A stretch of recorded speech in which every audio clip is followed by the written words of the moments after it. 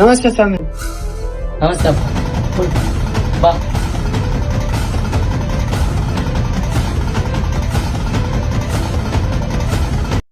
ಏನಪ್ಪ ನಂಬರ್ ಯಾರು ಕೊಟ್ರಿ ನಿನ್ಗ?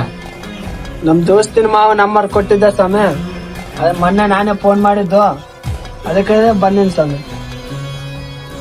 ಹೌದಾ? ಅದೇನ್ ಸಮಸ್ಯೆ ನನಗೆ ಹೇಳು, ನಾನು ಪರಿಹಾರ ಮಾಡ್ತೇನೆ.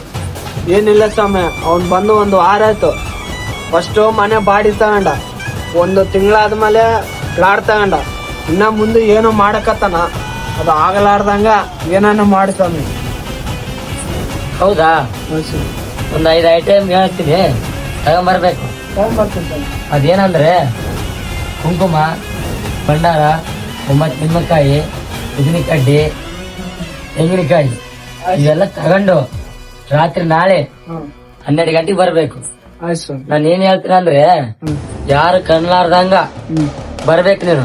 ಆಯ್ತು ಯಾರು ನನ್ನ ಹೆಸರು ಹೇಳ್ಬಾರ್ದು, ಆಯ್ತು ನಾನಂತ ನಿನ್ಗ ಗೊತ್ತಿರಬಾರ್ದು. ಆಯ್ತು ನೀನ್ ಹೆಂಗ ಬಂದಿದ್ದೆ ಹಂಗೆ ಹೋಗ್ಬೇಕು, ಹಂಗೆ ಇದು ಮಾಡ್ಕೋಬೇಕು ನೀನು. ಏನ ಆಯ್ತು ಮೆಲ್ಲಕ್ಕೆ ಹೋಗೋ ಕಸಿ ಇದು ಮಾಡ್ಕ ನಡಿ.